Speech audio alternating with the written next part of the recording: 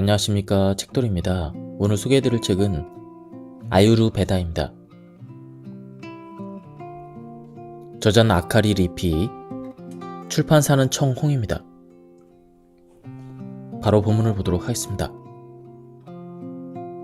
인간의 몸은 육체와 정신이 균형을 이루고 있을 때 가장 건강한 상태가 되며 소화력, 즉 아그니가 잘 작동할 수 있습니다. 아그니란 산스크리트어로 소화력, 소화의 불을 말합니다. 우리 몸속에서 문의 역할을 담당하는 소화력이 작동을 하지 못하면 음식물의 소화 흡수가 제대로 되지가 않습니다. 음식물의 잔여가스가 미처 소화되지 않은 상태가 되면서 아마라고 불리는 독소가 발생합니다. 이 독소가 모든 병의 원인이 되는 것입니다. 즉, 마음과 몸이 건강하고 아름다운 상태를 유지하려면 다음 3가지가 대단히 중요합니다. 첫째, 4가지 기둥인 육체, 정신, 감각기관, 영혼이 모두 건강해야 하고, 둘째, 육체와 정신의 균형을 이루어야 하고, 셋째, 소화력이 강해서 독소가 쌓이지 않아야 합니다. 어떤 화장품을 쓰면 좋을까요? 이런 질문을 자주 받습니다. 저는 지금까지 실제로 많은 화장품과 영양보조식품을 사용해보면서 연구를 하고 있는데요. 사실 중요한 것은 무엇을 더 보충할까가 아닙니다. 사실 몸과 마음에 필요한 것은 불필요한 것을 몸 밖으로 배출시키는 것, 즉 덧셈이 아니라 뺄셈을 해야 되는 것이죠. 인도 속담에 천을 염색하려면 먼저 천을 새하얗게 깨끗이 빨아야 한다는 말이 있습니다. 즉, 아무리 좋은 음식을 먹고 화장품으로 꾸민다 한들 몸속이 더럽혀져 있다면 소용이 없다는 뜻입니다. 자신이 먹는 음식에 신경을 쓴다는 사람들도 방심은 금물입니다. 보통 우리 몸은 상상 이상으로 많은 독소를 몸속으로 집어넣고 있습니다. 정크푸드, 알코올, 간접 흡연을 비롯한 자외선, 채소에 묻어있는 농약, 비행기에서 떨어지는 중금속, 청색광, 대기오염 등 우리들의 생활은 몸에 스트레스를 주는 물질로 넘쳐납니다. 영양가 있는 음식이라도 과식을 하면 우리의 몸은 흡수할 수가 없어 소화불량을 일으키거나 독소를 만들게 됩니다. 이렇게 우리 몸속에 들어오거나 몸속에서 발생한 독소는 혈관을 타고 온몸을 돌아 혈관과 림프를 막히게 하거나 영양의 흡수를 방해하여 건강한 몸을 만드는 것을 방해합니다. 우리 뇌 속의 대뇌 심피질은 이성을 관장합니다. 반면에 대뇌 구피질은 우리의 본능을 관장합니다. 대뇌 심피질로부터는 뭐뭐는 하면 안 돼, 뭐뭐는 꼭 해야 돼, 이런 명령이 나오며 대뇌 구피질은 뭐뭐가 하고 싶어, 이와 같은 명령을 보냅니다. 각각의 명령을 이성에 따라 판단하게 되는데 정보가 너무 많으면 중간에 있는 간뇌는 어떤 명령을 따라야 할지 알 수가 없어서 혼란에 빠지게 됩니다. 이것이 바로 뇌 피로의 정체입니다. 간뇌는 식욕을 관장하는 식욕중추와 자율신경을 관장하는 자율신경중추가 있습니다. 자율신경에는 교감신경과 부교감신경이 있는데 이 2개가 균형 있게 기능을 수행하면 소화, 대사, 배설과 같은 그러한 기능들이 정상적으로 이루어지게 됩니다. 자율신경이 흐트러지면 자율신경이 컨트롤하는 배설 기능이나 소화 기능에 이상이 생기고 배설과 소화에도 문제가 발생합니다. 문제는 여기서 끝나지 않습니다. 간내는 오감을 관장하는 중추입니다. 즉, 뇌 피로가 생기면 오감에도 이상이 생깁니다. 오감 중에서도 특히 식생활에 관계가 있는 것이 미각입니다. 뇌 피로로 인해 미각에 문제가 생기면 달달한 음식을 웬만큼 먹지 않는 한 달아서 맛있다는 생각이 들지 않으며 자극이 강한 음식을 선호하게 됩니다. 또한 식욕 중추가 정상적으로 기능을 하지 않게 되어 아무리 먹어도 배가 고프다고 느끼게 됩니다. 이런 뇌피로가 무심코 몸에 안 좋은 정크푸드를 찾거나 배가 부른데도 또 음식을 먹는 행동 이상의 정체입니다. 다이어트의 대적인 스트레스로 인한 폭식은 과도한 스트레스가 뇌 피로를 유발한 결과 오감 이상, 그리고 만복 중추의 기능 저하가 일어나 과식에 이르는 원리입니다. 여기서 주목해야 될 것은 다이어트에는 당질 제한, 칼로리 제한, 그리고 격한 운동의 강조 등 스트레스를 유발하는 요소가 많다는 것입니다. 뇌 피로는 안 하면 안 돼, 그리고 하기 싫어 사이에 갈등에서 생겨납니다. 즉, 많이 참아야 되는 다이어트법은 늘 뇌 피로로 인한 미각 이상, 식욕 이상, 그것과의 싸움을 동반한다는 점입니다. 이렇게 다이어트를 하면 무조건 요요가 생길 수밖에 없습니다. 그래서 더욱 나 자신을 좋게 만드는 다이어트법과 건강법을 적용해야 합니다. 아유르베다식으로 도전한 사람들의 이야기를 들어보면 해야 할 것은 많지만 기분이 좋아서 자연스럽게 지속할 수 있었다는 사람이 많았습니다. 참는 것이 아니라 스트레스를 풀면서 자신의 성질에 맞는 생활 습관을 적용하는 것이 바로 아유르베다식 미용법 그리고 건강법입니다. 체질 개선이 잘 되지 않는 가장 큰 이유는 본래 배설돼야 되는 독소가 배설되지 못한 채 몸속에 남아있기 때문입니다. 배설은 배변과 배뇨를 떠올리면 이해하기 쉬운데 그 외에도 매일 아침 우리 몸 밖으로 독소를 배출해내는 곳이 있습니다. 이는 바로 혀입니다. 자신의 혀를 거울로 관찰해 보셨나요? 혹시 해본 적이 없다면 지금 거울로 한번 보시기 바랍니다. 혓바닥에 허옇게 붙어있는 더러운 물질을 설태라고 하는데, 설태가 많이 껴있다는 것은 소화기관 중에 체내에서 소화가 잘 되지 않아 남아있는 독소가 있다는 표시입니다. 우리가 잠을 자는 동안 우리의 몸은 몸속을 대청소하는 일을 합니다. 그날 먹은 음식을 영양과 배설물로 구분하고, 배설물은 몸 밖으로 내보낼 준비를 하고, 영양은 흡수되어 혈관을 타고 온몸으로 운반됩니다. 이때 소화불량으로 배설되지 못하고 체내에 남은 독소가 다음날 아침 설태로 혓바닥 위에 나타나게 되는 것입니다. 아유르베다 의사들이 문진할 때는 환자에게 혓바닥을 보여주세요라고 묻습니다. 왜냐하면 혀는 소화기관의 상태를 반영하는 거울이기 때문입니다. 혀 안쪽에 설태가 껴있는 경우에는 대장의 문제이므로 변비를 해소하려면 식이섬유와 수분을 충분히 섭취하고 식후에 충분히 휴식하는 시간을 가지면 좋습니다. 혀 중앙에 설태가 껴있다면 위와 소장의 문제이므로 과식이나 소화불량의 문제일 수 있습니다. 이럴 때는 식사량을 제한하거나 따뜻한 물을 마셔서 장기를 따뜻하게 해주면 좋습니다. 한편 설태의 색을 통해서도 건강 상태를 확인할 수가 있습니다. 보통 건강한 사람의 혀는 10개 하얀 설태가 혓바닥을 덮고 있어서 혀의 색깔이 비쳐 보입니다.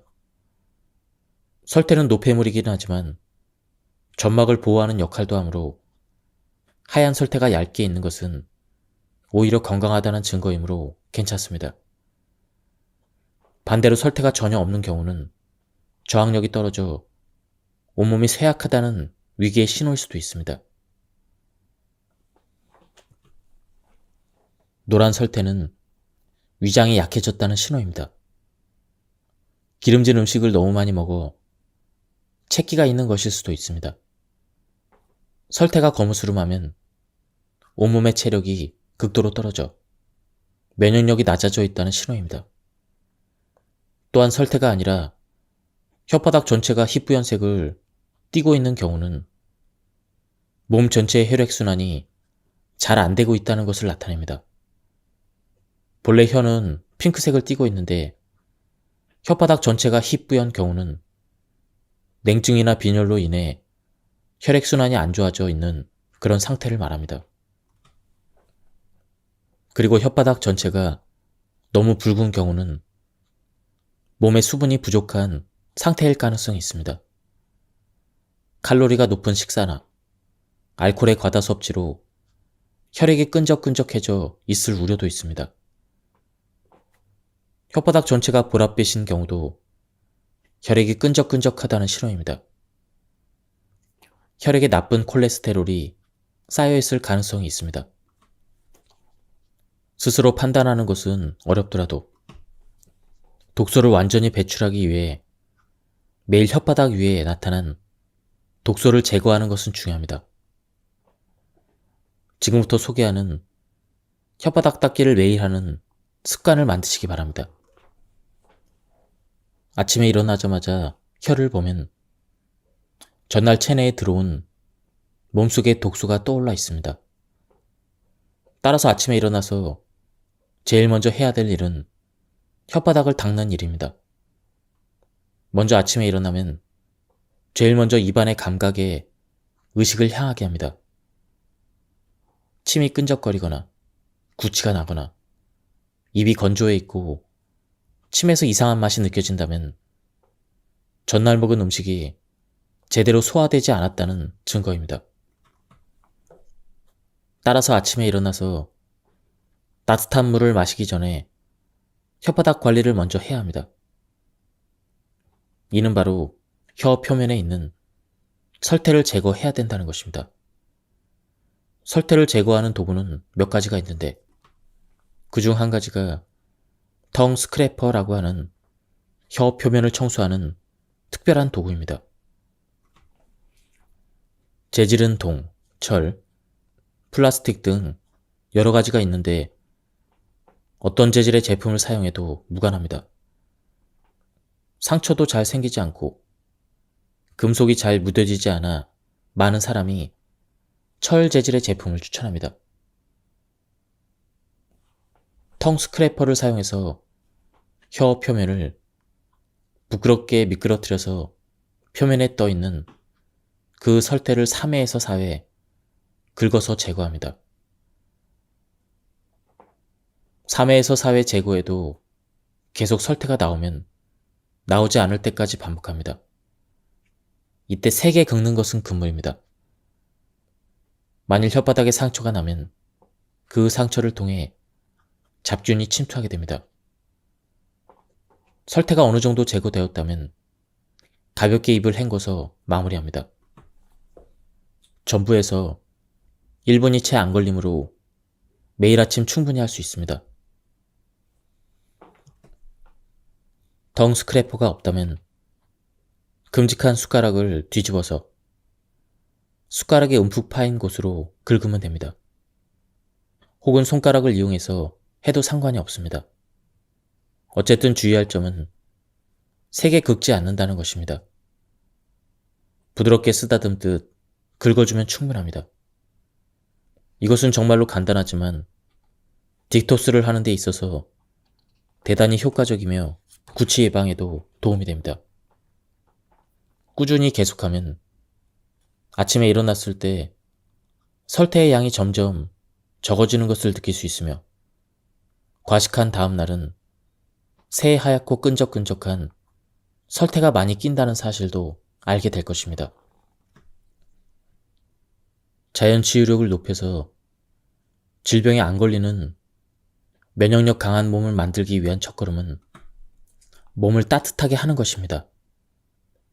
본래 면역력이라는 것은 몸 밖에서 침투한 세균과 바이러스를 퇴치하거나 몸속에 생긴 암세포를 이겨내는 몸의 보디가드와 같은 것인데, 이 같은 면역력을 지탱하는 면역세포는 혈액 속에 있습니다. 체온이 내려가면 혈액순환이 더뎌지기 때문에 면역세포의 활동이 약해집니다.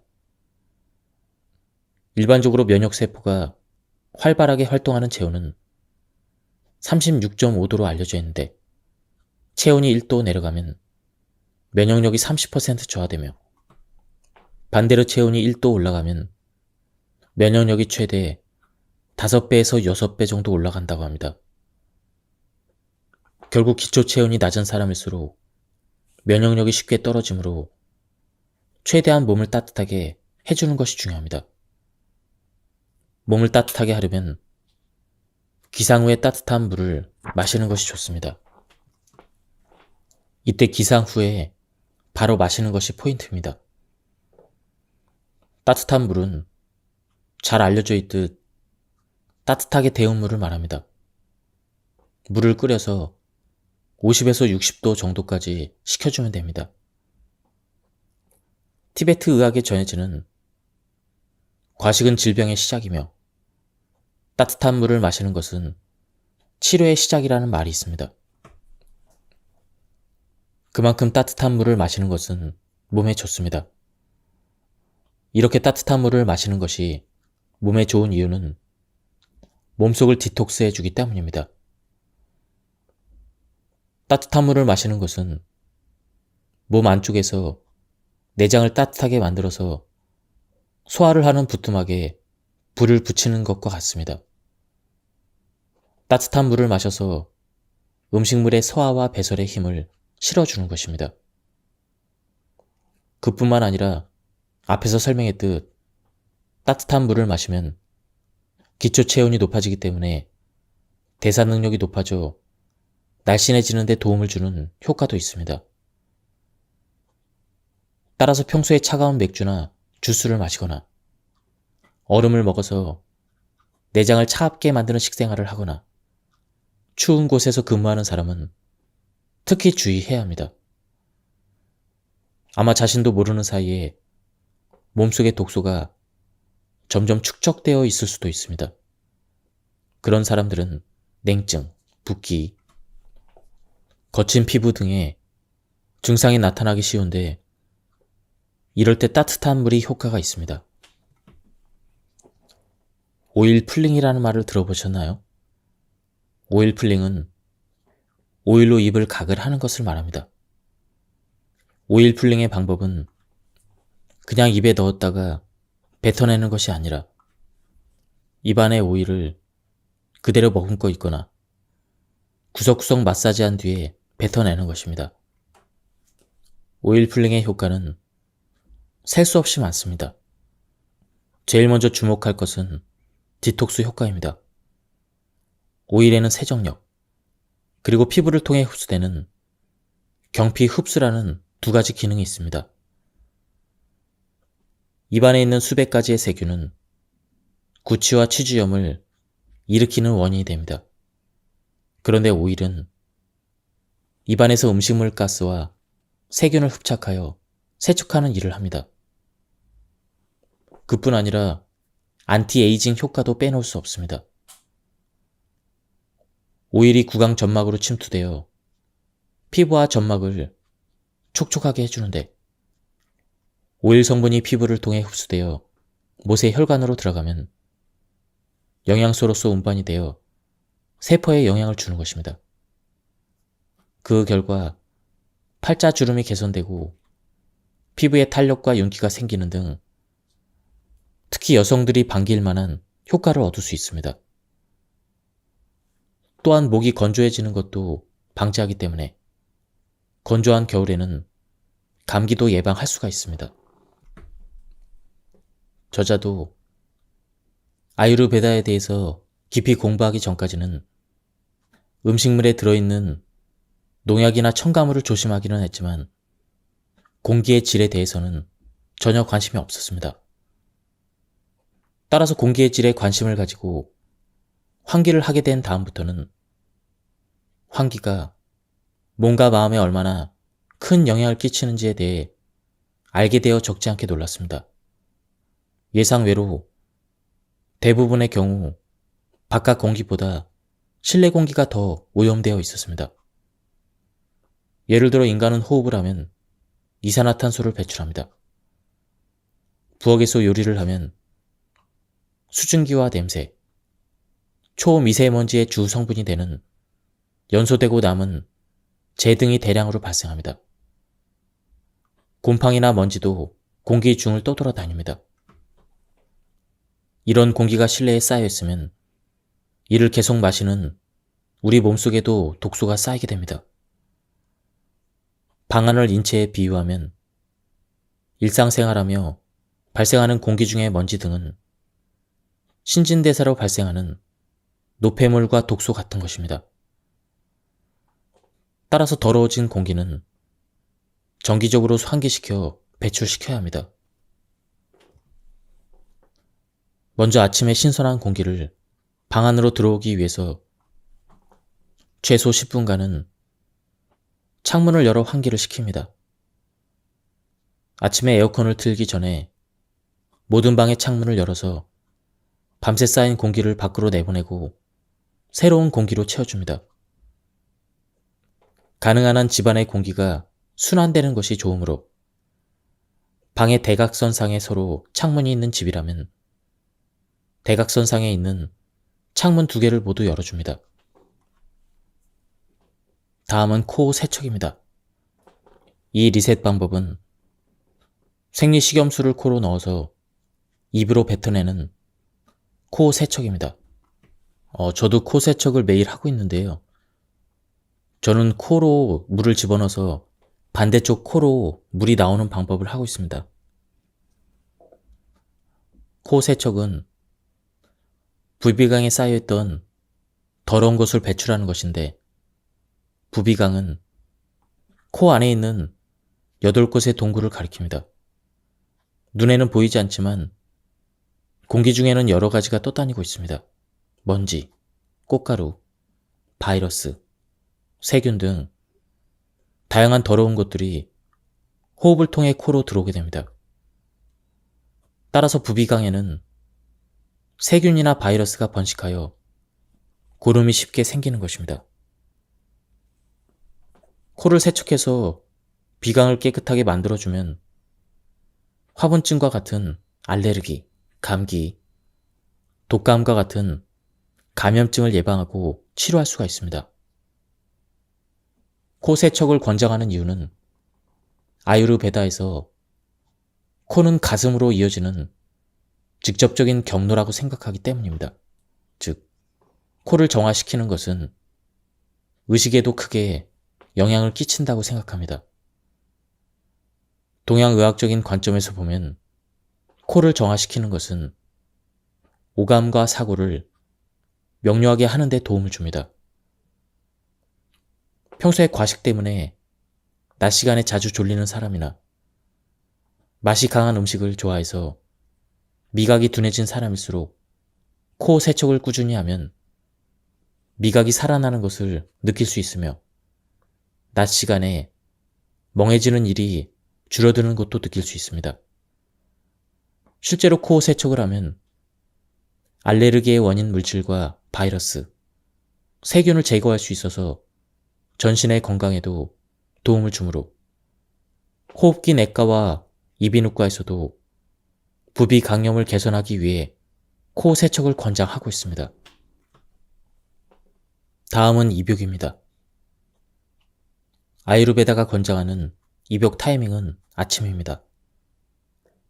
이는 혓바닥 닦기와 따뜻한 물 마시기처럼 밤새 쌓인 독소를 정화하기 위한 것입니다. 욕조에 몸을 담그는 시간은 15분 정도가 좋습니다.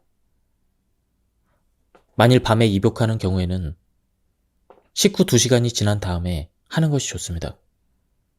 입욕 중에는 교감신경이 다소 활발해져서 소화 활동이 멈추기 때문에 음식을 먹은 직후에 목욕을 하면 소화 불량을 유발할 우려가 있기 때문입니다. 목욕물 온도는 체온과 컨디션, 그리고 계절에 따라 달리 하는 것이 좋습니다.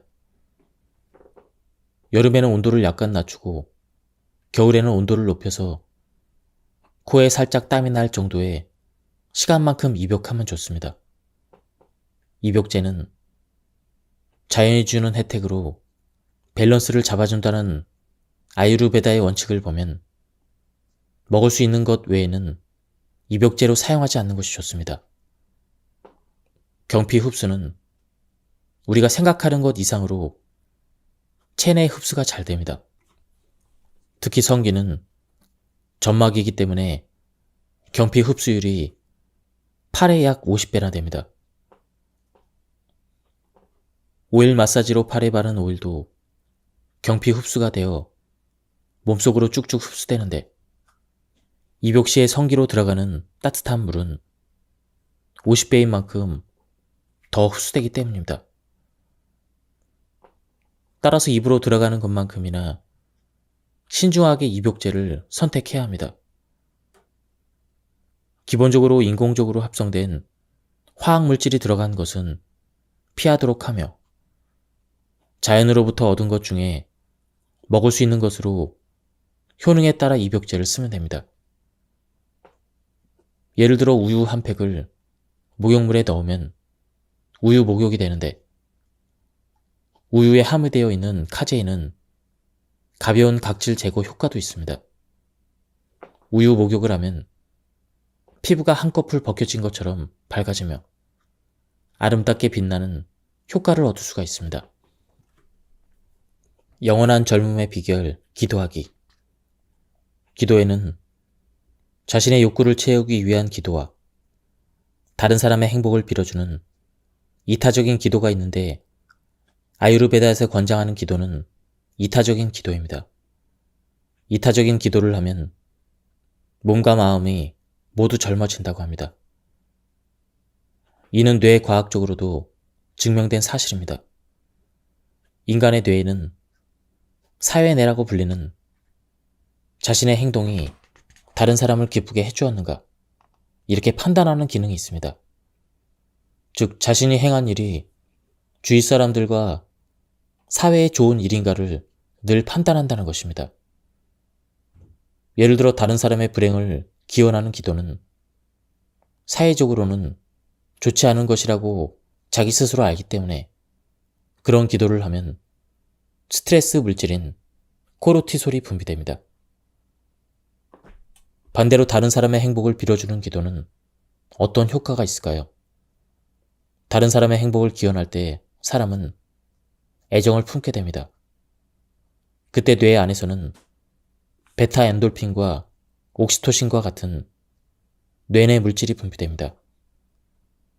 베타 엔돌핀과 옥시토신은 행복감과 쾌감을 불러일으키는 뇌 속의 물질입니다. 결국 다른 사람들의 행복을 기원할 때 우리는 단순히 기분 좋은 쾌감을 느낀다는 것입니다. 예를 들어 베타 엔돌핀은 좋은 향기를 맡았을 때도 분비되며 옥시토신은 좋아하는 사람과 스킨십을 할 때, 어머니가 아기에게 모유 수유를 할 때도 분비됩니다. 특히 옥시토신은 면역력을 향상시키기 때문에 감기도 잘 안 걸리게 됩니다. 아이를 키우는 엄마가 수면 부족에 시달리면서도 감기에 잘 안 걸리는 것은 이런 이유 때문입니다. 이 밖에도 옥시토신은 근력과 기억력을 향상시키는 등 우리 몸과 마음에 긍정적인 영향을 끼칩니다. 바꿔 말하면 다른 사람의 성장과 행복을 기원할 때 그 사람은 몸과 마음이 모두 튼튼해지고 젊어지는 것입니다. 이렇게 생각하면 다른 사람의 행복을 기원하는 것은 사실은 자신을 위해서도 심신을 치유하는 최고의 방법이라는 사실입니다. 지금부터 기도 초보자에게 추천하는 기도 방법을 설명하겠습니다. 1번. 그날 만날 사람의 행복을 기원한다. 제일 먼저 해보면 좋을 것 중 하나가 그날 만난 사람을 떠올리며 그들의 행복을 빌어주는 것입니다. 기도를 할 때는 시각 정보를 사용하여 기도의 대상을 이미지화하는 것이 중요합니다. 이미지화는 상대방이 웃는 얼굴이나 행복한 모습을 상상하는 것을 말합니다. 대부분 가까운 가족이나 친구, 동료의 웃는 얼굴은 상상하기 쉬울 것입니다. 기도하는 시간은 아침에 일어난 직후가 가장 좋습니다. 아침 식사나 출근 전에 기도하는 것이 잡념이나 초조한 마음이 없어서 순수하게 상대방을 생각하며 기도할 수 있기 때문입니다. 오늘 만날 사람의 웃는 얼굴을 한 사람 한 사람 떠올리면서 그 사람들이 나와 만나면서 당신과 만나서 좋았어요. 이렇게 생각할 수 있도록 밝은 미래를 보낼 수 있도록 기도합니다. 2번. 모든 것을 맡기겠습니다 라는 한마디가 최강의 키워드입니다. 또한 기도를 소리내서 하는 것도 좋지만 마음속으로 해도 괜찮습니다. 단 마지막으로 결과는 하늘에 맡기겠습니다 라고 덧붙이는 것이 포인트입니다. 사람은 기도할 때 아무래도 결과에 집착하게 됩니다. 따라서 결과를 포기하기 위해 덧붙이는 것입니다. 결과를 포기한다는 것은 뒤돌아보거나 성과를 기대하지 않는다는 뜻입니다. 자신이 기도한 것과 정반대의 결과를 얻게 되었을 때 사람은 극단적으로 의기소침해지거나 기도가 닿지 않는다는 것을 원망하고 실망감을 품게 됩니다. 하지만 기도라는 것은 미래를 자신의 생각대로 컨트롤하기 위한 것이 아니라 순수하게 상대방의 행복을 빌어주는 것에 의미가 있습니다. 따라서 내가 기도를 해도 결과가 어떻게 될지는 모르겠지만 그래도 그 사람의 행복을 기도합니다라는 마음으로 기도한 후의 일은 생각하지 않는 것이 중요합니다. 3번. 계속 기도한다. 1번과 2번의 방법에 주의하면 나머지는 특별한 규칙이 없습니다. 기도하는 시간은 1분이어도 좋고 10분이어도 좋습니다. 장소도 차분한 마음으로 할 수 있다면 집이든 회사든 어디라도 괜찮습니다. 무엇보다 중요한 것은 매일 기도를 계속하는 것입니다. 기도는 근력 트레이닝과 비슷합니다. 아름다운 몸을 가지기 위해 근력 트레이닝을 하는데 1년에 딱 하루 1시간만 운동한다면 몸은 변화하지 않습니다. 마찬가지로 새해 첫날에 한 번만 기도한다고 해서 자신의 심신에 변화가 생기지 않습니다. 매일 꾸준히 긍정적인 자극을 뇌에 주면 뇌세포가 단련되어 정신 상태뿐만 아니라 육체적으로도 변화가 생기게 됩니다. 나도 상대방도 상처 주지 않으며 살아가기. 상대방에게도 상처를 주지 않고 자신에게도 상처를 주지 않으며 살아가려면 어떻게 해야 할까요? 상대방이 칼을 빼들면 다른 차원으로 순간이동하면 됩니다. 즉, 상대방과 같은 전장에 서 있지 않는 것입니다.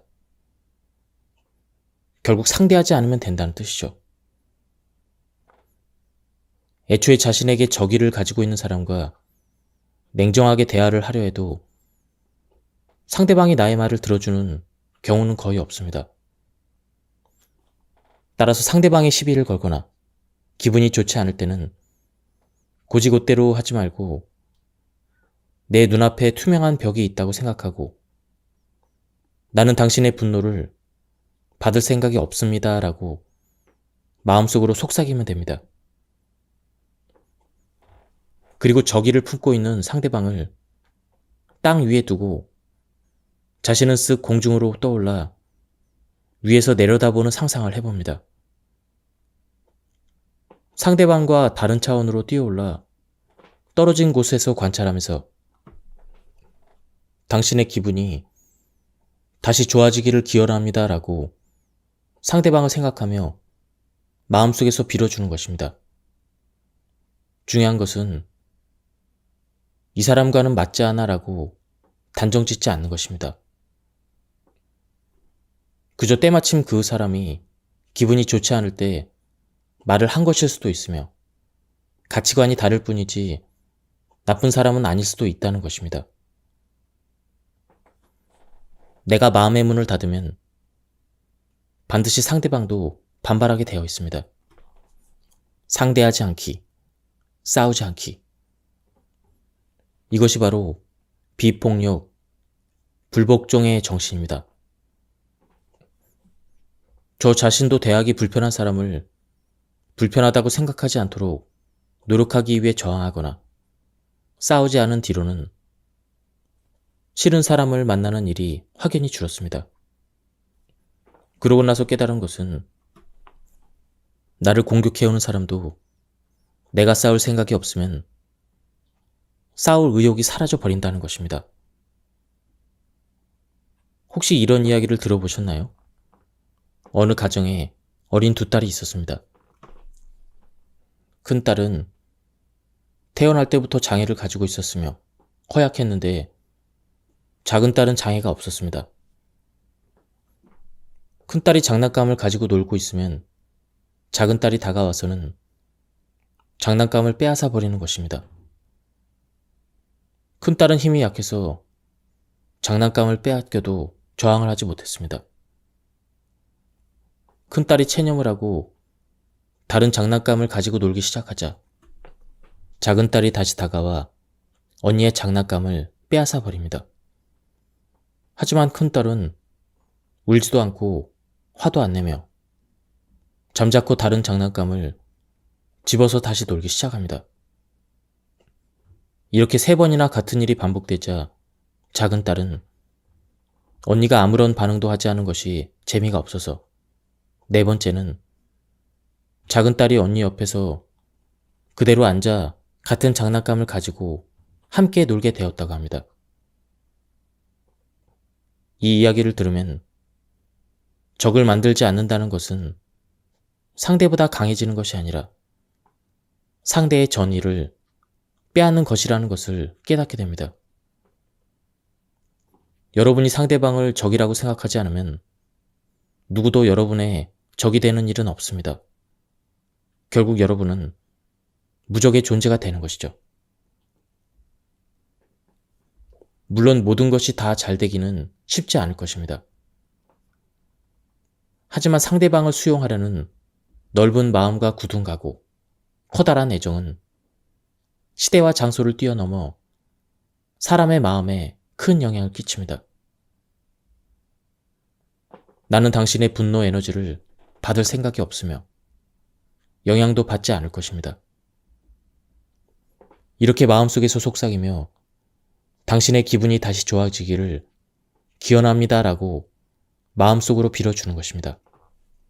상대방에게 서운한 마음이 들 때는 이 말을 꼭 떠올려 보시기 바랍니다. 아유르베다는 지극히 명쾌한 정의를 바탕으로 음식을 먹기에 가장 좋은 타이밍을 제시합니다. 이는 전에 먹은 식사가 완전히 소화되었을 때입니다. 배가 고파졌을 때가 아니라 완전히 소화되었는지가 포인트입니다.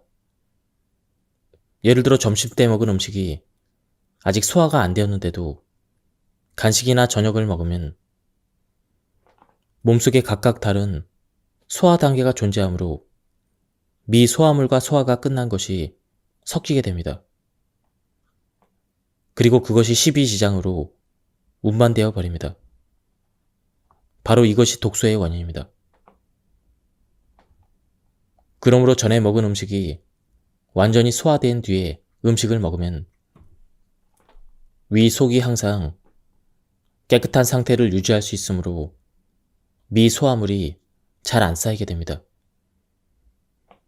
소화 속도와 소화력의 강도는 사람마다 다르므로 이 점 역시 아유르베다에서 말하는 사람마다 다른 치료법이 효과가 있습니다. 자신이 먹는 음식이 완전히 소화되었는지 알기 위해서는 체내 감각을 잘 관찰해야 합니다. 관찰 시의 포인트는 다음과 같습니다. 1번. 배가 땡땡한 느낌이 없다. 2번. 트림이 나오지 않는다. 3번. 배가 고프고 목도 마르다. 4번. 몸이 가볍고 피로감이 없다. 가령 공복감이 느껴지더라도 트림이 나오거나 배가 땡땡해져 속이 좋지 않은 것은 아직 체내에 소화 중인 음식이 남아있다는 증거입니다. 그럴 때는 곧바로 먹지 말고 따뜻한 물을 마시면 의외로 공복감이 해소됩니다. 공복감은 실제로 배가 고프지 않더라도 입이 심심하거나 수분의 부족, 영양 부족일 때도 생기므로 일단은 뇌에서 먹고 싶은 욕구가 아니라 배가 텅 비어 있다는 소리를 들을 수 있도록 의식하려는 노력이 필요합니다. 지금까지 이 책에 대한 리뷰를 모두 마쳤습니다. 이 책은 아유르베다에 대해서 아주 쉽게 풀어쓴 그런 책이었습니다. 일상생활에서 쉽게 실천해 볼 수 있는 그런 내용들이 많아서 좋았습니다. 한번 책을 구해서 읽어보실 것을 추천드립니다. 여기서 리뷰를 마치도록 하겠습니다. 감사합니다. 안녕하십니까, 책돌이입니다. 오늘 소개해드릴 책은 아유르베다입니다. 저자는 아카리 리피, 출판사는 청홍입니다. 바로 본문을 보도록 하겠습니다. 인간의 몸은 육체와 정신이 균형을 이루고 있을 때 가장 건강한 상태가 되며 소화력, 즉 아그니가 잘 작동할 수 있습니다. 아그니란 산스크리트어로 소화력, 소화의 불을 말합니다. 우리 몸속에서 문의 역할을 담당하는 소화력이 작동을 하지 못하면 음식물의 소화 흡수가 제대로 되지가 않습니다. 음식물의 잔여가스가 미처 소화되지 않은 상태가 되면서 아마라고 불리는 독소가 발생합니다. 이 독소가 모든 병의 원인이 되는 것입니다. 즉, 마음과 몸이 건강하고 아름다운 상태를 유지하려면 다음 3가지가 대단히 중요합니다. 첫째, 4가지 기둥인 육체, 정신, 감각기관, 영혼이 모두 건강해야 하고, 둘째, 육체와 정신의 균형을 이루어야 하고, 셋째, 소화력이 강해서 독소가 쌓이지 않아야 합니다. 어떤 화장품을 쓰면 좋을까요? 이런 질문을 자주 받습니다. 저는 지금까지 실제로 많은 화장품과 영양 보조식품을 사용해보면서 연구를 하고 있는데요. 사실 중요한 것은 무엇을 더 보충할까가 아닙니다. 사실 몸과 마음에 필요한 것은 불필요한 것을 몸 밖으로 배출시키는 것, 즉 덧셈이 아니라 뺄셈을 해야 되는 것이죠. 인도 속담에 천을 염색하려면 먼저 천을 새하얗게 깨끗이 빨아야 한다는 말이 있습니다. 즉, 아무리 좋은 음식을 먹고 화장품으로 꾸민다 한들 몸속이 더럽혀져 있다면 소용이 없다는 뜻입니다. 자신이 먹는 음식에 신경을 쓴다는 사람들도 방심은 금물입니다. 보통 우리 몸은 상상 이상으로 많은 독소를 몸속으로 집어넣고 있습니다. 정크푸드, 알코올, 간접 흡연을 비롯한 자외선, 채소에 묻어있는 농약, 비행기에서 떨어지는 중금속, 청색광, 대기오염 등 우리들의 생활은 몸에 스트레스를 주는 물질로 넘쳐납니다. 영양가 있는 음식이라도 과식을 하면 우리의 몸은 흡수할 수가 없어 소화불량을 일으키거나 독소를 만들게 됩니다. 이렇게 우리 몸속에 들어오거나 몸속에서 발생한 독소는 혈관을 타고 온몸을 돌아 혈관과 림프를 막히게 하거나 영양의 흡수를 방해하여 건강한 몸을 만드는 것을 방해합니다. 우리 뇌 속의 대뇌 심피질은 이성을 관장합니다. 반면에 대뇌 구피질은 우리의 본능을 관장합니다. 대뇌 심피질로부터는 뭐뭐는 하면 안 돼, 뭐뭐는 꼭 해야 돼, 이런 명령이 나오며 대뇌 구피질은 뭐뭐가 하고 싶어, 이와 같은 명령을 보냅니다. 각각의 명령을 이성에 따라 판단하게 되는데 정보가 너무 많으면 중간에 있는 간뇌는 어떤 명령을 따라야 할지 알 수가 없어서 혼란에 빠지게 됩니다. 이것이 바로 뇌 피로의 정체입니다. 간뇌는 식욕을 관장하는 식욕중추와 자율신경을 관장하는 자율신경중추가 있습니다. 자율신경에는 교감신경과 부교감신경이 있는데 이 두 개가 균형 있게 기능을 수행하면 소화, 대사, 배설과 같은 그러한 기능들이 정상적으로 이루어지게 됩니다. 자율신경이 흐트러지면 자율신경이 컨트롤하는 배설 기능이나 소화 기능에 이상이 생기고 배설과 소화에도 문제가 발생합니다. 문제는 여기서 끝나지 않습니다. 간뇌는 오감을 관장하는 중추입니다. 즉, 뇌 피로가 생기면 오감에도 이상이 생깁니다. 오감 중에서도 특히 식생활에 관계가 있는 것이 미각입니다. 뇌 피로로 인해 미각에 문제가 생기면 달달한 음식을 웬만큼 먹지 않는 한 달아서 맛있다는 생각이 들지 않으며 자극이 강한 음식을 선호하게 됩니다. 또한 식욕중추가 정상적으로 기능을 하지 않게 되어 아무리 먹어도 배가 고프다고 느끼게 됩니다. 이런 뇌피로가 무심코 몸에 안 좋은 정크푸드를 찾거나 배가 부른데도 또 음식을 먹는 행동 이상의 정체입니다. 다이어트의 대적인 스트레스로 인한 폭식은 과도한 스트레스가 뇌 피로를 유발한 결과 오감 이상, 그리고 만복 중추의 기능 저하가 일어나 과식에 이르는 원리입니다. 여기서 주목해야 될 것은 다이어트에는 당질 제한, 칼로리 제한, 그리고 격한 운동의 강조 등 스트레스를 유발하는 요소가 많다는 것입니다. 뇌 피로는 안 하면 안 돼, 그리고 하기 싫어 사이에 갈등에서 생겨납니다. 즉, 많이 참아야 되는 다이어트법은 늘 뇌 피로로 인한 미각 이상, 식욕 이상, 그것과의 싸움을 동반한다는 점입니다. 이렇게 다이어트를 하면 무조건 요요가 생길 수밖에 없습니다. 그래서 더욱 나 자신을 좋게 만드는 다이어트법과 건강법을 적용해야 합니다. 아유르베다식으로 도전한 사람들의 이야기를 들어보면 해야 할 것은 많지만 기분이 좋아서 자연스럽게 지속할 수 있었다는 사람이 많았습니다. 참는 것이 아니라 스트레스를 풀면서 자신의 성질에 맞는 생활 습관을 적용하는 것이 바로 아유르베다식 미용법 그리고 건강법입니다.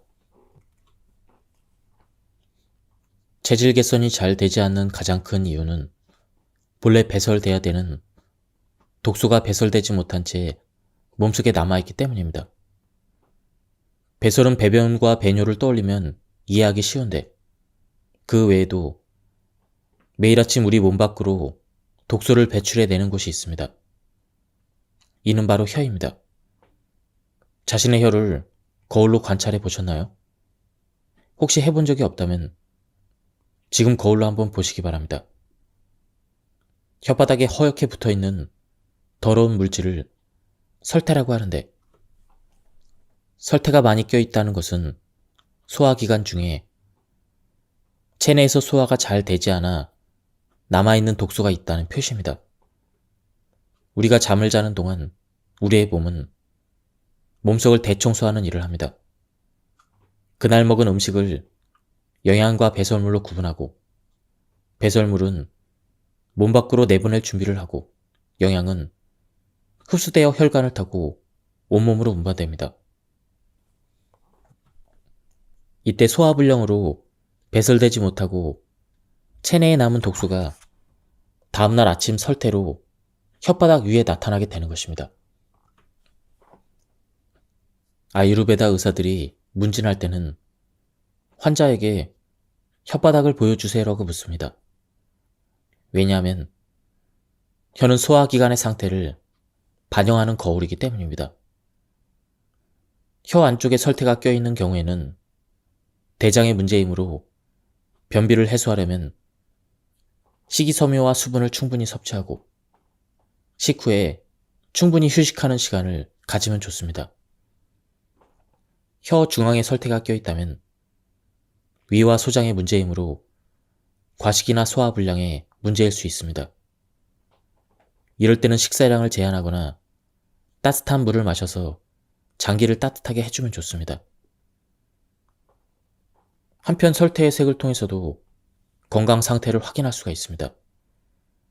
보통 건강한 사람의 혀는 10개 하얀 설태가 혓바닥을 덮고 있어서 혀의 색깔이 비쳐 보입니다. 설태는 노폐물이긴 하지만 점막을 보호하는 역할도 하므로 하얀 설태가 얇게 있는 것은 오히려 건강하다는 증거이므로 괜찮습니다. 반대로 설태가 전혀 없는 경우는 저항력이 떨어져 온몸이 쇠약하다는 위기의 신호일 수도 있습니다. 노란 설태는 위장이 약해졌다는 신호입니다.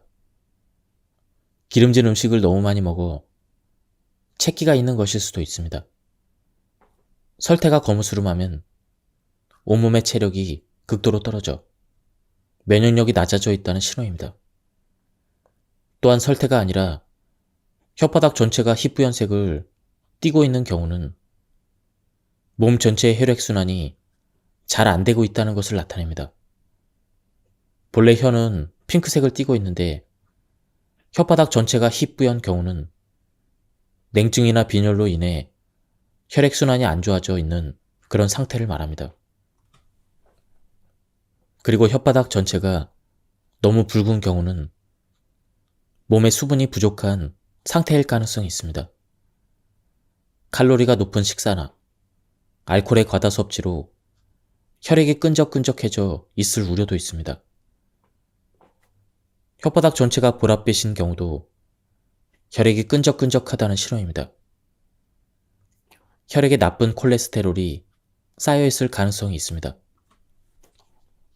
스스로 판단하는 것은 어렵더라도 독소를 완전히 배출하기 위해 매일 혓바닥 위에 나타난 독소를 제거하는 것은 중요합니다. 지금부터 소개하는 혓바닥 닦기를 매일 하는 습관을 만드시기 바랍니다. 아침에 일어나자마자 혀를 보면 전날 체내에 들어온 몸속의 독소가 떠올라 있습니다. 따라서 아침에 일어나서 제일 먼저 해야 될 일은 혓바닥을 닦는 일입니다. 먼저 아침에 일어나면 제일 먼저 입안의 감각에 의식을 향하게 합니다. 침이 끈적거리거나 구취가 나거나 입이 건조해 있고 침에서 이상한 맛이 느껴진다면 전날 먹은 음식이 제대로 소화되지 않았다는 증거입니다. 따라서 아침에 일어나서 따뜻한 물을 마시기 전에 혓바닥 관리를 먼저 해야 합니다. 이는 바로 혀 표면에 있는 설태를 제거해야 된다는 것입니다. 설태를 제거하는 도구는 몇 가지가 있는데 그중 한 가지가 텅 스크래퍼라고 하는 혀 표면을 청소하는 특별한 도구입니다. 재질은 동, 철, 플라스틱 등 여러 가지가 있는데 어떤 재질의 제품을 사용해도 무관합니다. 상처도 잘 생기지 않고 금속이 잘 무뎌지지 않아 많은 사람이 철 재질의 제품을 추천합니다. 텅 스크래퍼를 사용해서 혀 표면을 부끄럽게 미끄러뜨려서 표면에 떠 있는 그 설태를 3회에서 4회 긁어서 제거합니다. 3회에서 4회 제거해도 계속 설태가 나오면 나오지 않을 때까지 반복합니다. 이때 3개 긁는 것은 금물입니다. 만일 혓바닥에 상처가 나면 그 상처를 통해 잡균이 침투하게 됩니다. 설태가 어느 정도 제거되었다면 가볍게 입을 헹궈서 마무리합니다. 전부에서 1분이 채 안 걸리므로 매일 아침 충분히 할 수 있습니다. 텅 스크래퍼가 없다면 큼직한 숟가락을 뒤집어서 숟가락에 움푹 파인 곳으로 긁으면 됩니다. 혹은 손가락을 이용해서 해도 상관이 없습니다. 어쨌든 주의할 점은 세게 긁지 않는다는 것입니다. 부드럽게 쓰다듬듯 긁어주면 충분합니다. 이것은 정말로 간단하지만 딕토스를 하는 데 있어서 대단히 효과적이며 구취 예방에도 도움이 됩니다. 꾸준히 계속하면 아침에 일어났을 때 설태의 양이 점점 적어지는 것을 느낄 수 있으며 과식한 다음 날은 새하얗고 끈적끈적한 설태가 많이 낀다는 사실도 알게 될 것입니다. 자연 치유력을 높여서 질병에 안 걸리는 면역력 강한 몸을 만들기 위한 첫걸음은 몸을 따뜻하게 하는 것입니다. 본래 면역력이라는 것은 몸 밖에서 침투한 세균과 바이러스를 퇴치하거나 몸속에 생긴 암세포를 이겨내는 몸의 보디가드와 같은 것인데 이 같은 면역력을 지탱하는 면역세포는 혈액 속에 있습니다. 체온이 내려가면 혈액순환이 더뎌지기 때문에 면역세포의 활동이 약해집니다. 일반적으로 면역세포가 활발하게 활동하는 체온은 36.5도로 알려져 있는데 체온이 1도 내려가면 면역력이 30% 저하되며 반대로 체온이 1도 올라가면 면역력이 최대 5배에서 6배 정도 올라간다고 합니다. 결국 기초 체온이 낮은 사람일수록 면역력이 쉽게 떨어지므로 최대한 몸을 따뜻하게 해주는 것이 중요합니다. 몸을 따뜻하게 하려면 기상 후에 따뜻한 물을 마시는 것이 좋습니다. 이때 기상 후에 바로 마시는 것이 포인트입니다. 따뜻한 물은 잘 알려져 있듯 따뜻하게 데운 물을 말합니다. 물을 끓여서 50에서 60도 정도까지 식혀주면 됩니다. 티베트 의학에 전해지는 과식은 질병의 시작이며 따뜻한 물을 마시는 것은 치료의 시작이라는 말이 있습니다. 그만큼 따뜻한 물을 마시는 것은 몸에 좋습니다. 이렇게 따뜻한 물을 마시는 것이 몸에 좋은 이유는 몸속을 디톡스해 주기 때문입니다. 따뜻한 물을 마시는 것은 몸 안쪽에서 내장을 따뜻하게 만들어서 소화를 하는 부뚜막에 불을 붙이는 것과 같습니다. 따뜻한 물을 마셔서 음식물의 소화와 배설의 힘을 실어주는 것입니다. 그뿐만 아니라 앞에서 설명했듯 따뜻한 물을 마시면 기초 체온이 높아지기 때문에 대사 능력이 높아져 날씬해지는 데 도움을 주는 효과도 있습니다. 따라서 평소에 차가운 맥주나 주스를 마시거나 얼음을 먹어서 내장을 차갑게 만드는 식생활을 하거나 추운 곳에서 근무하는 사람은 특히 주의해야 합니다. 아마 자신도 모르는 사이에 몸속의 독소가 점점 축적되어 있을 수도 있습니다. 그런 사람들은 냉증, 붓기, 거친 피부 등의 증상이 나타나기 쉬운데 이럴 때 따뜻한 물이 효과가 있습니다. 오일 풀링이라는 말을 들어보셨나요? 오일 풀링은 오일로 입을 각을 하는 것을 말합니다. 오일 풀링의 방법은 그냥 입에 넣었다가 뱉어내는 것이 아니라 입안의 오일을 그대로 머금고 있거나 구석구석 마사지한 뒤에 뱉어내는 것입니다. 오일 풀링의 효과는 셀 수 없이 많습니다. 제일 먼저 주목할 것은 디톡스 효과입니다. 오일에는 세정력, 그리고 피부를 통해 흡수되는 경피 흡수라는 두 가지 기능이 있습니다. 입안에 있는 수백 가지의 세균은 구취와 치주염을 일으키는 원인이 됩니다.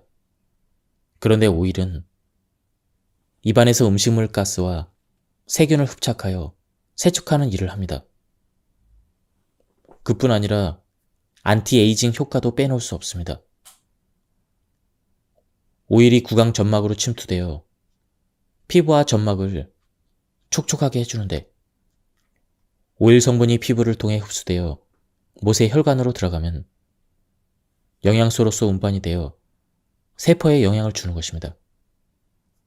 그 결과 팔자주름이 개선되고 피부에 탄력과 윤기가 생기는 등 특히 여성들이 반길 만한 효과를 얻을 수 있습니다. 또한 목이 건조해지는 것도 방지하기 때문에 건조한 겨울에는 감기도 예방할 수가 있습니다. 저자도 아유르베다에 대해서 깊이 공부하기 전까지는 음식물에 들어있는 농약이나 첨가물을 조심하기는 했지만 공기의 질에 대해서는 전혀 관심이 없었습니다.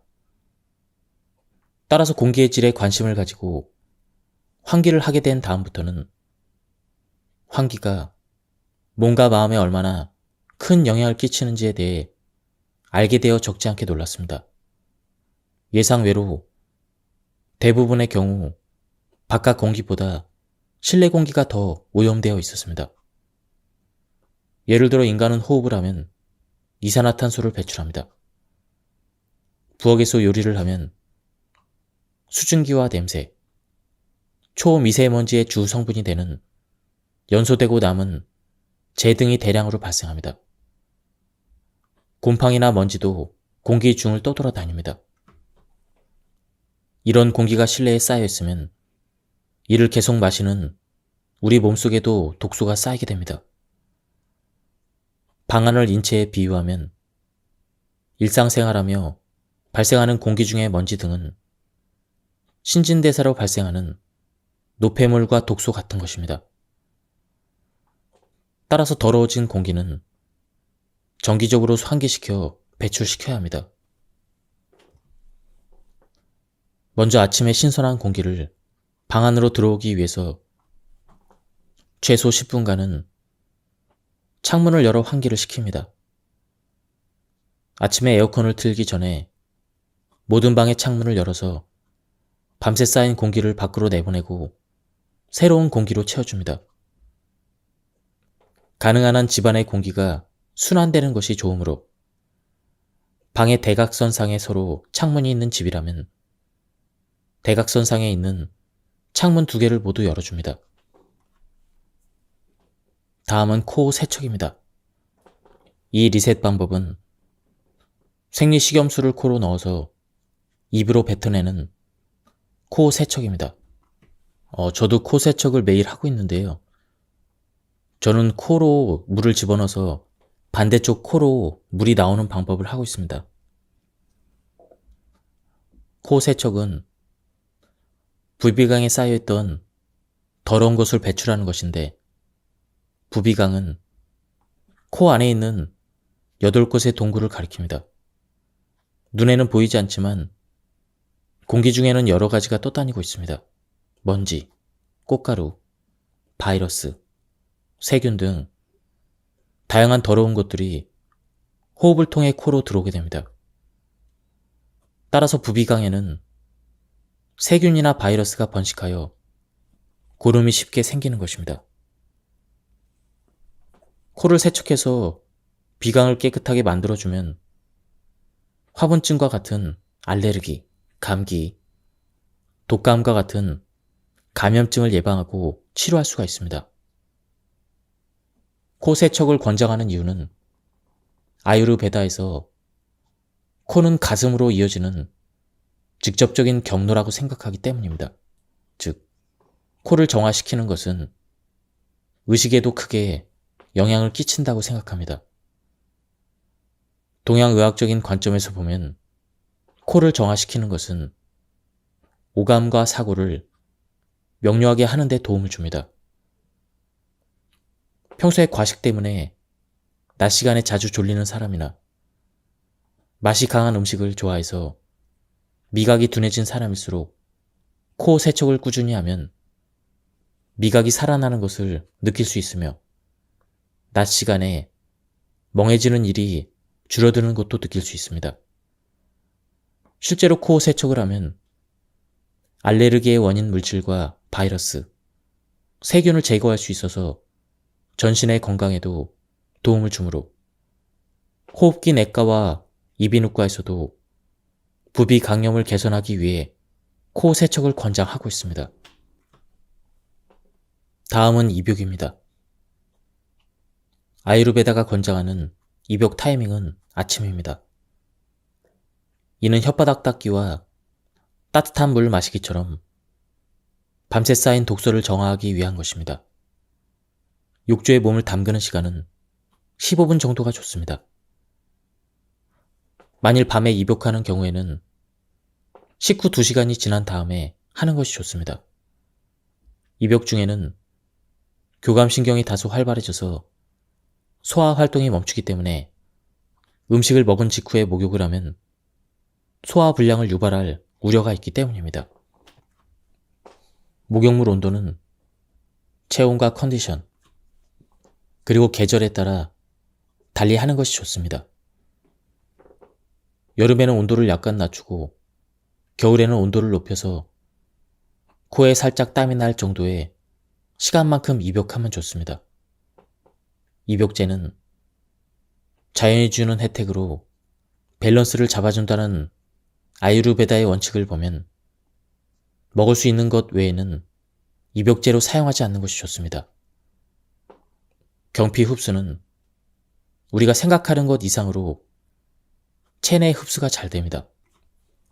특히 성기는 점막이기 때문에 경피 흡수율이 8의 약 50배나 됩니다. 오일 마사지로 팔에 바른 오일도 경피 흡수가 되어 몸속으로 쭉쭉 흡수되는데 입욕 시에 성기로 들어가는 따뜻한 물은 50배인 만큼 더 흡수되기 때문입니다. 따라서 입으로 들어가는 것만큼이나 신중하게 입욕제를 선택해야 합니다. 기본적으로 인공적으로 합성된 화학물질이 들어간 것은 피하도록 하며 자연으로부터 얻은 것 중에 먹을 수 있는 것으로 효능에 따라 입욕제를 쓰면 됩니다. 예를 들어 우유 한 팩을 목욕물에 넣으면 우유 목욕이 되는데 우유에 함유되어 있는 카제인은 가벼운 각질 제거 효과도 있습니다. 우유 목욕을 하면 피부가 한꺼풀 벗겨진 것처럼 밝아지며 아름답게 빛나는 효과를 얻을 수가 있습니다. 영원한 젊음의 비결, 기도하기. 기도에는 자신의 욕구를 채우기 위한 기도와 다른 사람의 행복을 빌어주는 이타적인 기도가 있는데 아유르베다에서 권장하는 기도는 이타적인 기도입니다. 이타적인 기도를 하면 몸과 마음이 모두 젊어진다고 합니다. 이는 뇌 과학적으로도 증명된 사실입니다.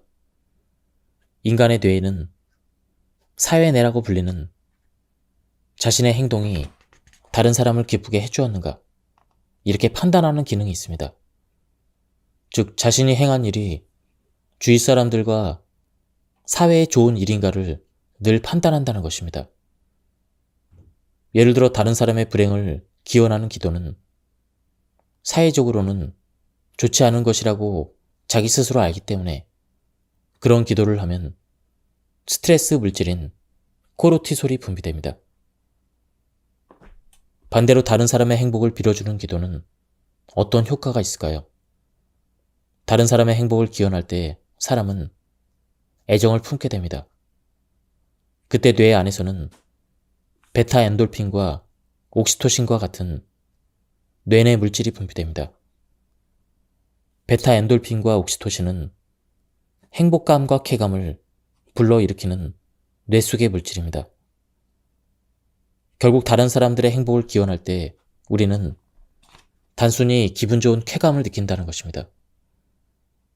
예를 들어 베타 엔돌핀은 좋은 향기를 맡았을 때도 분비되며 옥시토신은 좋아하는 사람과 스킨십을 할 때, 어머니가 아기에게 모유 수유를 할 때도 분비됩니다.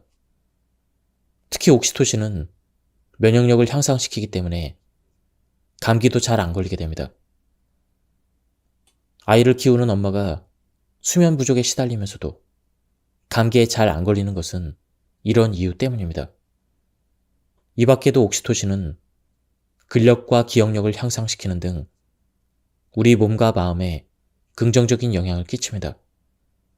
바꿔 말하면 다른 사람의 성장과 행복을 기원할 때 그 사람은 몸과 마음이 모두 튼튼해지고 젊어지는 것입니다. 이렇게 생각하면 다른 사람의 행복을 기원하는 것은 사실은 자신을 위해서도 심신을 치유하는 최고의 방법이라는 사실입니다. 지금부터 기도 초보자에게 추천하는 기도 방법을 설명하겠습니다. 1번. 그날 만날 사람의 행복을 기원한다. 제일 먼저 해보면 좋을 것 중 하나가 그날 만난 사람을 떠올리며 그들의 행복을 빌어주는 것입니다. 기도를 할 때는 시각 정보를 사용하여 기도의 대상을 이미지화하는 것이 중요합니다. 이미지화는 상대방이 웃는 얼굴이나 행복한 모습을 상상하는 것을 말합니다. 대부분 가까운 가족이나 친구, 동료의 웃는 얼굴은 상상하기 쉬울 것입니다. 기도하는 시간은 아침에 일어난 직후가 가장 좋습니다. 아침 식사나 출근 전에 기도하는 것이 잡념이나 초조한 마음이 없어서 순수하게 상대방을 생각하며 기도할 수 있기 때문입니다.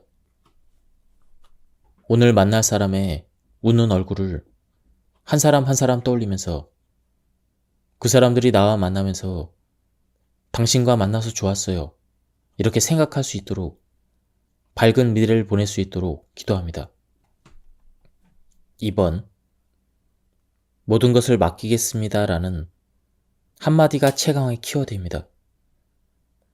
또한 기도를 소리내서 하는 것도 좋지만 마음속으로 해도 괜찮습니다. 단 마지막으로 결과는 하늘에 맡기겠습니다 라고 덧붙이는 것이 포인트입니다. 사람은 기도할 때 아무래도 결과에 집착하게 됩니다. 따라서 결과를 포기하기 위해 덧붙이는 것입니다. 결과를 포기한다는 것은 뒤돌아보거나 성과를 기대하지 않는다는 뜻입니다.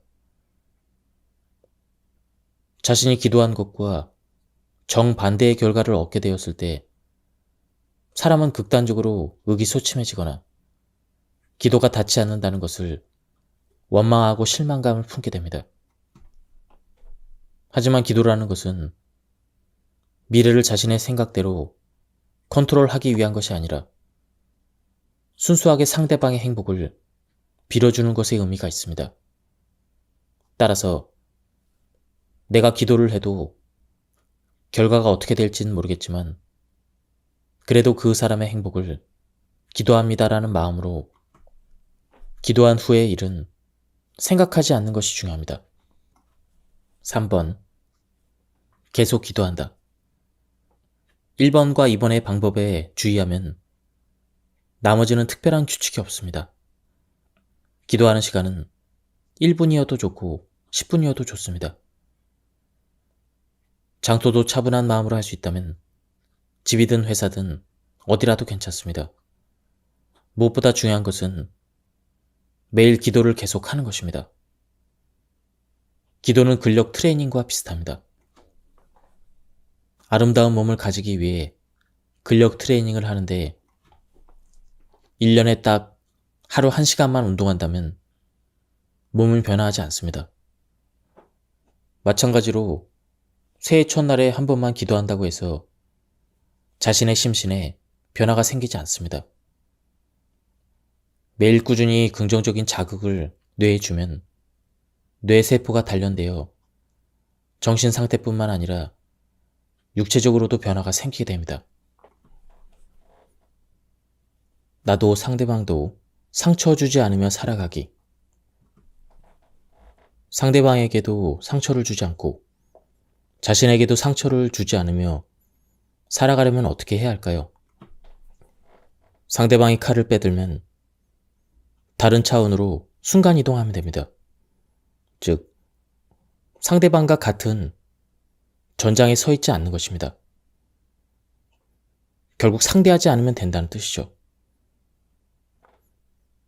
애초에 자신에게 적의를 가지고 있는 사람과 냉정하게 대화를 하려 해도 상대방이 나의 말을 들어주는 경우는 거의 없습니다.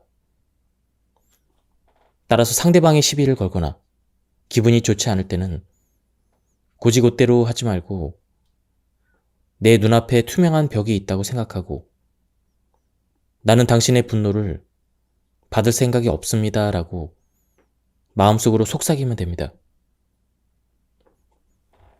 그리고 적의를 품고 있는 상대방을 땅 위에 두고 자신은 쓱 공중으로 떠올라 위에서 내려다보는 상상을 해봅니다.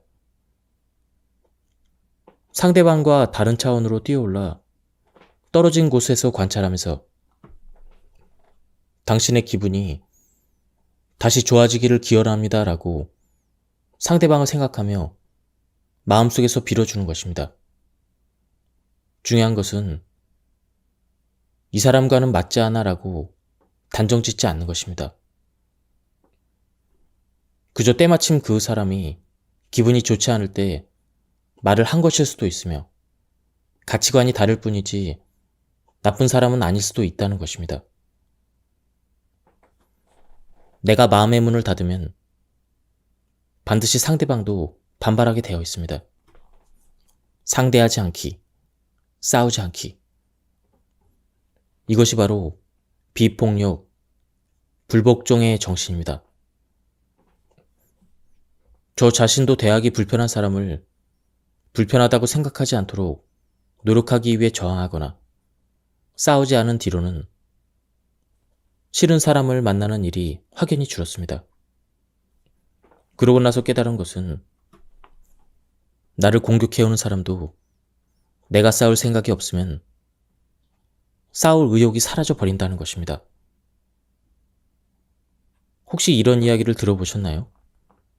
어느 가정에 어린 두 딸이 있었습니다. 큰 딸은 태어날 때부터 장애를 가지고 있었으며 허약했는데 작은 딸은 장애가 없었습니다. 큰 딸이 장난감을 가지고 놀고 있으면 작은 딸이 다가와서는 장난감을 빼앗아 버리는 것입니다. 큰 딸은 힘이 약해서 장난감을 빼앗겨도 저항을 하지 못했습니다. 큰 딸이 체념을 하고 다른 장난감을 가지고 놀기 시작하자 작은 딸이 다시 다가와 언니의 장난감을 빼앗아 버립니다. 하지만 큰 딸은 울지도 않고 화도 안 내며 잠자코 다른 장난감을 집어서 다시 놀기 시작합니다. 이렇게 3번이나 같은 일이 반복되자 작은 딸은 언니가 아무런 반응도 하지 않은 것이 재미가 없어서 4번째는 작은 딸이 언니 옆에서 그대로 앉아 같은 장난감을 가지고 함께 놀게 되었다고 합니다. 이 이야기를 들으면 적을 만들지 않는다는 것은 상대보다 강해지는 것이 아니라 상대의 전의를 빼앗는 것이라는 것을 깨닫게 됩니다. 여러분이 상대방을 적이라고 생각하지 않으면 누구도 여러분의 적이 되는 일은 없습니다. 결국 여러분은 무적의 존재가 되는 것이죠. 물론 모든 것이 다 잘 되기는 쉽지 않을 것입니다. 하지만 상대방을 수용하려는 넓은 마음과 굳은 각오, 커다란 애정은 시대와 장소를 뛰어넘어 사람의 마음에 큰 영향을 끼칩니다. 나는 당신의 분노 에너지를 받을 생각이 없으며 영향도 받지 않을 것입니다. 이렇게 마음속에서 속삭이며 당신의 기분이 다시 좋아지기를 기원합니다라고 마음속으로 빌어주는 것입니다. 상대방에게 서운한 마음이 들 때는 이 말을 꼭 떠올려 보시기 바랍니다. 아유르베다는 지극히 명쾌한 정의를 바탕으로 음식을 먹기에 가장 좋은 타이밍을 제시합니다. 이는 전에 먹은 식사가 완전히 소화되었을 때입니다. 배가 고파졌을 때가 아니라 완전히 소화되었는지가 포인트입니다. 예를 들어 점심 때 먹은 음식이 아직 소화가 안 되었는데도 간식이나 저녁을 먹으면 몸속에 각각 다른 소화 단계가 존재하므로 미소화물과 소화가 끝난 것이 섞이게 됩니다. 그리고 그것이 십이지장으로 운반되어 버립니다. 바로 이것이 독소의 원인입니다. 그러므로 전에 먹은 음식이 완전히 소화된 뒤에 음식을 먹으면 위, 속이 항상 깨끗한 상태를 유지할 수 있으므로 미소화물이 잘 안 쌓이게 됩니다. 소화 속도와 소화력의 강도는 사람마다 다르므로 이 점 역시 아유르베다에서 말하는 사람마다 다른 치료법이 효과가 있습니다. 자신이 먹는 음식이 완전히 소화되었는지 알기 위해서는 체내 감각을 잘 관찰해야 합니다. 관찰 시의 포인트는 다음과 같습니다. 1번. 배가 땡땡한 느낌이 없다. 2번. 트림이 나오지 않는다. 3번. 배가 고프고 목도 마르다. 4번. 몸이 가볍고 피로감이 없다. 가령 공복감이 느껴지더라도 트림이 나오거나 배가 땡땡해져 속이 좋지 않은 것은 아직 체내에 소화 중인 음식이 남아있다는 증거입니다. 그럴 때는 곧바로 먹지 말고 따뜻한 물을 마시면 의외로 공복감이 해소됩니다. 공복감은 실제로 배가 고프지 않더라도 입이 심심하거나 수분의 부족, 영양 부족일 때도 생기므로 일단은 뇌에서 먹고 싶은 욕구가 아니라 배가 텅 비어 있다는 소리를 들을 수 있도록 의식하려는 노력이 필요합니다. 지금까지 이 책에 대한 리뷰를 모두 마쳤습니다. 이 책은 아유르베다에 대해서 아주 쉽게 풀어쓴 그런 책이었습니다. 일상생활에서 쉽게 실천해 볼 수 있는 그런 내용들이 많아서 좋았습니다. 한번 책을 구해서 읽어보실 것을 추천드립니다. 여기서 리뷰를 마치도록 하겠습니다. 감사합니다.